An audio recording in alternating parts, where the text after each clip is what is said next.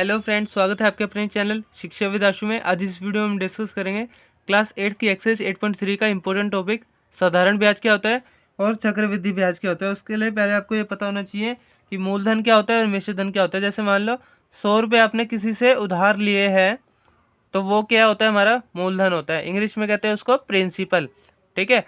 और 100 रुपये उधार लिए और जब उसको चुकाए दोबारा, उससे लेके जब टाइम आया उसको आपने दिए 110 रुपये, पूरे दे दिए भाई, जितने उधार लिए था उतना दे दिया, ठीक है।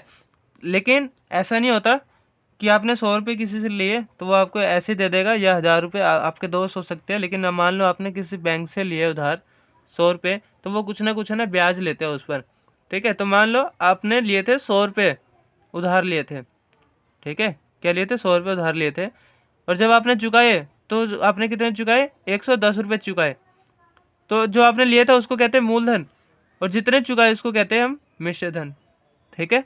और जितने एक्स्ट्रा चुकाए है भाई, 100 रुपये लेते 110 चुकाए, तो कितने एक्स्ट्रा चुकाए, इन दोनों का डिफरेंस कितना है? 110 में से माइनस करूँगा 100 तो आ जाएगा 10। तो ये क्या होता है? हमारा ब्याज।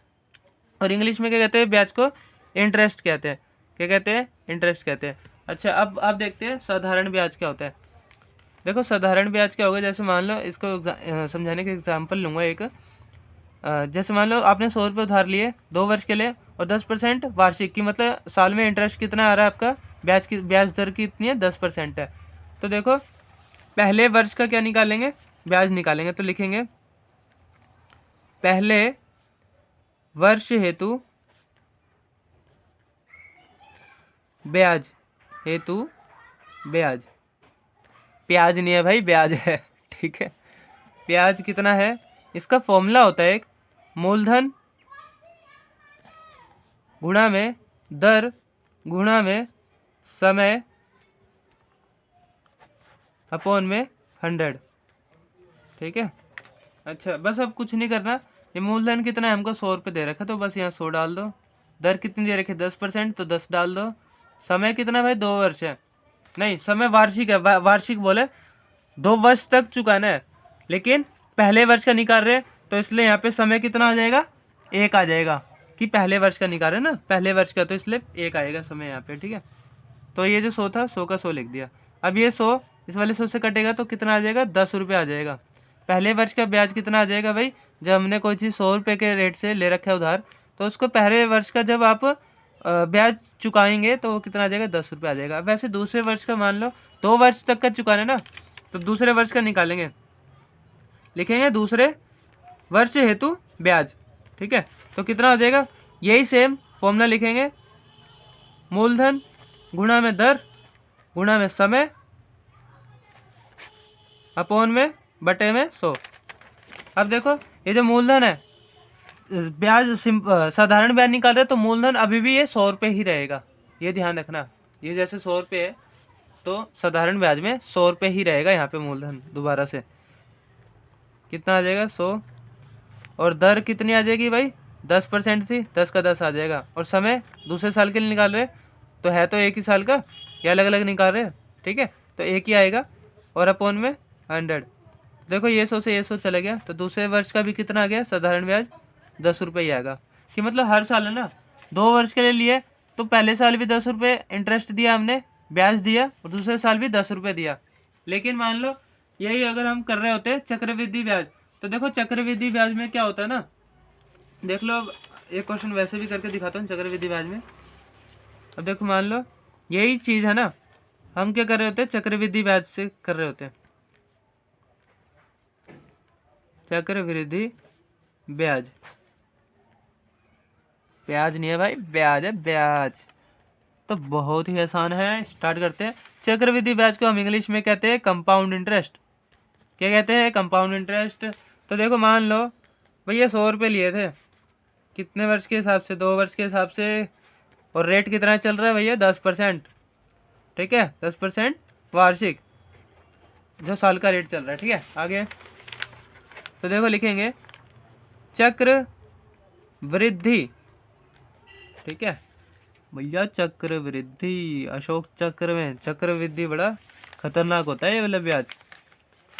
होता है वैसे आसान ही है समझने के लिए, लेकिन अगर कोई ले ले तो इसको चुकाना बड़ा भारी पड़ जाता है। अब देखो कैसे भारी पड़ता है, तो लिखेंगे चक्रवृद्धि ब्याज पहले वर्ष हेतु, पहले वर्ष हेतु। तो देखो क्या करेंगे, फॉर्मूला वही रहेगा लेकिन बस मूलधन चेंज होता रहेगा। ठीक है, फॉर्मूला वही रहेगा लेकिन मूलधन चेंज होगा यहाँ पे। तो लिखेंगे यहाँ पे मूलधन गुणा में दर गुणा में समय अपॉन में बटे में 100। तो पहले वर्ष का निकाल रहे ना भाई, मूलधन क्या होगा 100 है, अभी तो 100 ही रहेगा पहले वर्ष का ना। देखो चक्रवृद्धि ब्याज में भी मूलधन सेम रहेगा, देख लो यहाँ पे भी 100 था, पहले वर्ष के चक्रवृद्धि ब्याज में भी 100 ही रहेगा। तो दर कितनी है, दर भी उतनी है, दर कितनी है हमारी 10 है, गुणा में समय कितना पहले वर्ष का निकाल रहे हैं तो पहला गुणा अपॉन में 100। ठीक है, आगे अब देखो भाई ये 100 से ये 100 चले जाएगा तो कितना आ जाएगा 10 रुपये आ जाएगा। कितना आ जाएगा 10 रुपये आ जाएगा। अब देखो जब दूसरे वर्ष का चक्रवृद्धि ब्याज निकालेंगे, दूसरे वर्ष हेतु चक्रवृद्धि ब्याज। ठीक है, तो देखो दूसरे वर्ष हेतु चक्रवृद्धि ब्याज निकालेंगे ना, तो अब क्या होगा ना यहाँ पे बस मूलधन जो होगा ना वो चेंज होगा यहाँ पे।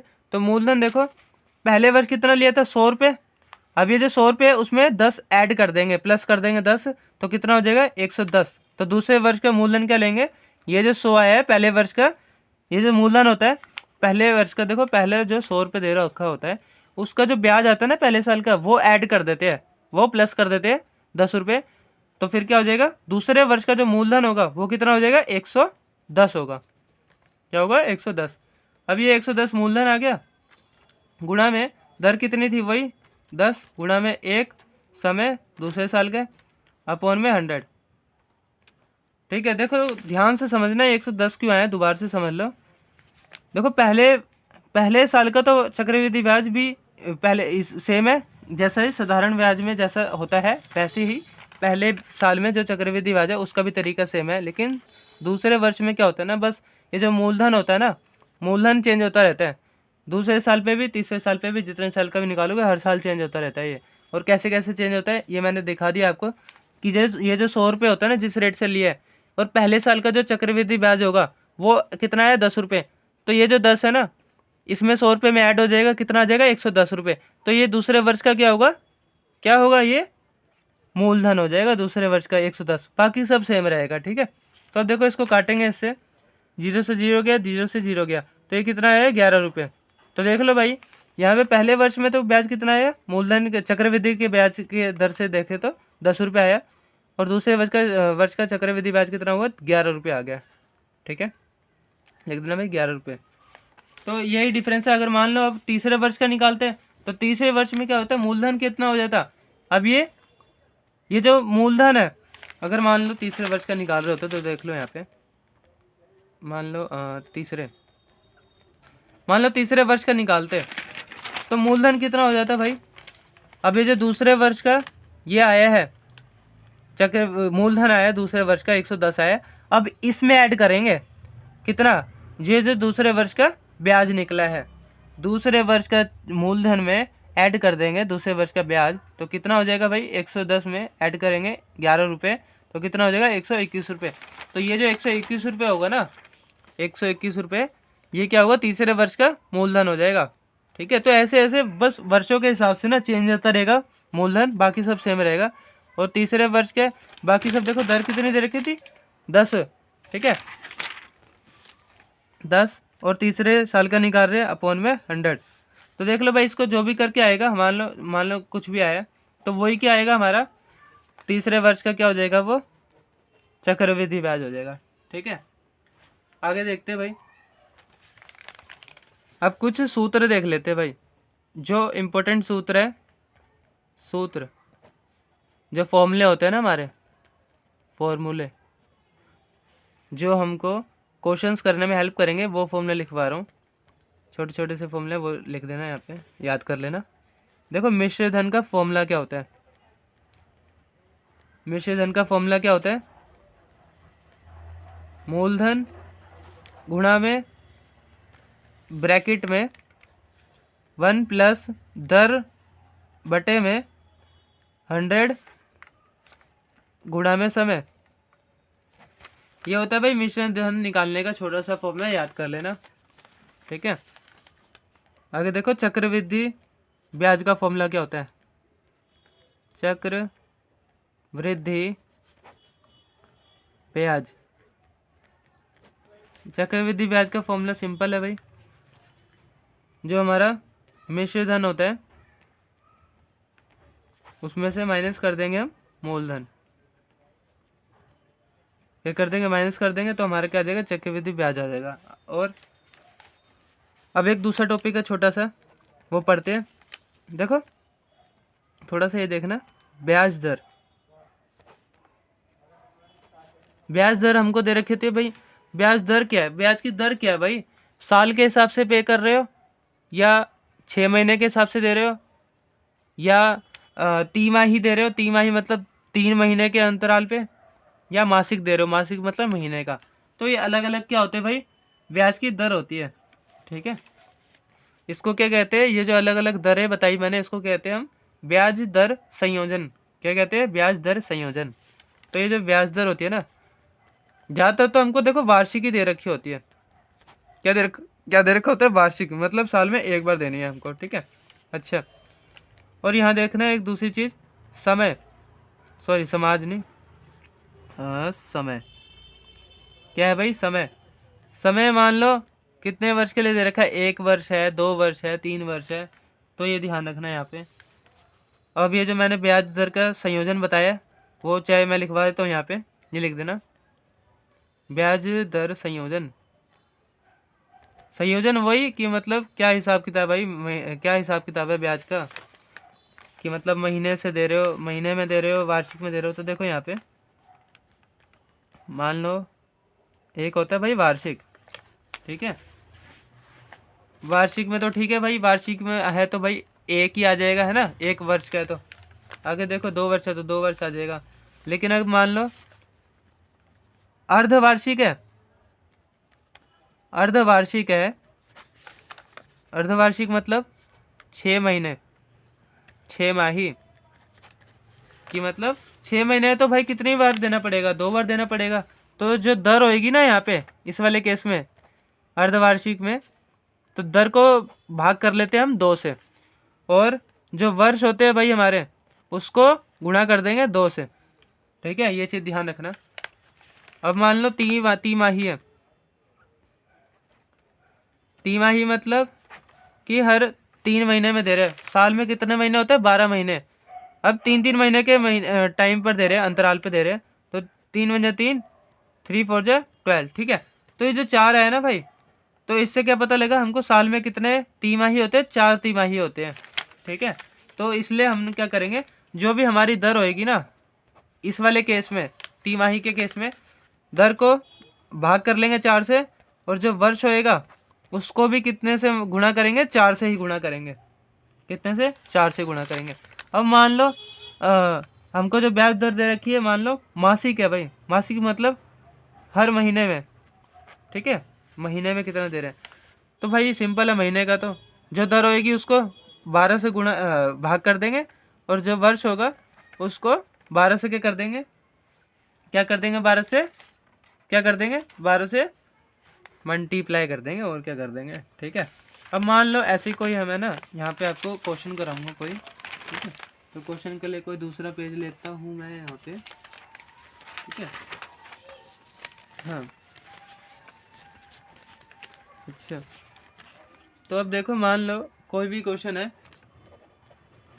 थोड़ा ये समझाने के लिए, ये जो मैंने रेट्स बताए आपको अभी, यहाँ पे दर बताइए उसका कैसे इस्तेमाल होगा। तो मान लो कोई क्वेश्चन है, उसमें दे रखी है हमको ब्याज दर। क्या दे रखी है भाई, ब्याज दर दे रखी है। मान लो हमको दे रखी है ब्याज दर कितनी, 20% दे रखी है, 20%। ठीक है, कितनी दे रखी है भाई, 20% वार्षिक दे रखी है। और समय कितना दे रखा है भाई, 2 वर्ष का। कितना दे रखा है समय, 2 वर्ष का। तो हमने क्या करना है भाई, अब मान लो यहाँ पे अगर हमको बोला होता, अभी तो देखो वार्षिक है तो भाई उतना 20% ले लेंगे। लेकिन अब मान लो अलग अलग वार्षिक का भी केस होता है भाई, कि मतलब भाई कैसे है, अर्धवार्षिक है, अगर मान लो अर्धवार्षिक होता है, अब यहाँ पे अर्धवार्षिक दर होती तो क्या करते भाई, ये जो 20 होता ना, ये जो ब्याज दर थी 20, उसको क्या कर लेते, मैंने क्या बताया था 2 से गुणा कर देंगे, अर्धवार्षिक है तो। और जो हमारा वो होगा, हाँ ये ध्यान रखना, पहले 20 को 2 से गुणा भाग कर लेंगे तो कितना आ जाएगा भाई 10%। ये क्या होगा 6 माही की, मतलब हमको क्वेश्चन में देखो ध्यान से समझो, जो ब्याज दर है वो 20% दे रखी है, ठीक है, और समय है वो 2% है। लेकिन अगर मान लो ये जो दर है ब्याज की वो मान लो अर्धवार्षिक दे दी गई हमको, कि मतलब वर्ष तो उतना ही है 2 साल है, लेकिन अर्धवार्षिक मतलब 6-6 महीने के गैप पे देंगे हम, ठीक है। कहते हैं ना भाई इंस्टॉलमेंट बना दो हम, है ना, किस्तें बना दो हम, हर 6 महीने में दे देंगे।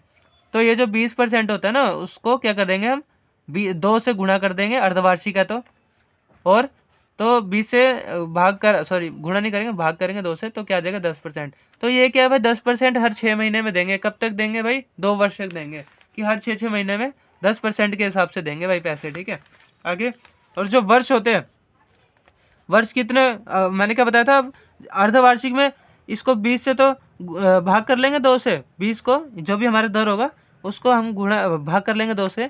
लेकिन जो हमारे वर्ष होगा, वर्ष को भी मैंने क्या कहा था, ये जो 2 से भाग कर रहे इधर ही वर्ष को भी 2 से गुणा कर देंगे, तो कितना आ जाएगा भाई 4 6 माही, 2 2 जा 4, और अर्धवार्षिक निकाले तो 4 6 माही।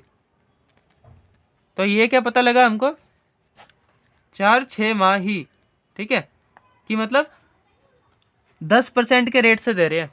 लेकिन कितने साल तक दे रहे, 2 साल तक। लेकिन 2 साल में कितने 6 माही होंगे वो हमको पता लग जाएंगे, 4 बार हमको ना, हर 6-6 महीने के गैप में 4 बार देना पड़ेगा 2 साल तक, ठीक है। आगे देखते हैं। अब मान लो हमको ये जैसे अर्धवार्षिक केस है, ये तो मैंने बता दिया भाई 6-6 महीने के गैप में। अब मान लो तिमाही दे रखा है, ठीक है। अगर मान लो तिमाही दे रखा है तो मैंने क्या बताया था तिमाही के केस में, इधर आप देख भी सकते हैं, तिमाही के केस में मैंने क्या बताया था भाई, दर को 4 से क्या कर देंगे, भाग कर देंगे, और 4 से ही वर्ष को गुणा कर देंगे। तो देखो यहाँ पे जितनी दे रखी थी वर्ष हमारी, कितनी दे रखी ब्याज दर 20, तो 20 को कर लेंगे भाई 4 से भाग कर लेंगे, तो कितना आ जाएगा 4 1 जा 4, 4 5 जा 20, तो 5% क्या हो गया भाई हमारा तिमाही हो गया, तिमाही, ठीक है, कि मतलब हर 3 महीने के गैप में देंगे इतने % के हिसाब से। अब मान लो वो जो 3 माही है वो 2 वर्ष के अंदर कितने हैं वो बताने हैं हमको, कि 3 महीने के रेट से अगर हम देते हैं तो 3 महीने कर करके कितनी बार देना पड़ेगा हर 3 महीने के गैप में। तो ऐसे करेंगे, जो वर्ष होएगा, कितने वर्ष थे भाई हमारे क्वेश्चन में ऊपर 2 वर्ष है, उसी को क्या कर लेंगे 4 से भाग करा था तो वैसे ही 4 से गुणा कर देंगे, तो कितना आ जाएगा भाई 8 तिमाही आ जाएगा। क्या आ जाएगा 8 तिमाही आ जाएगा, कि इतने तिमाही तक हमको ये देना पड़ेगा जो भी हमारा कर्जा है, ठीक है। आगे देखते हैं।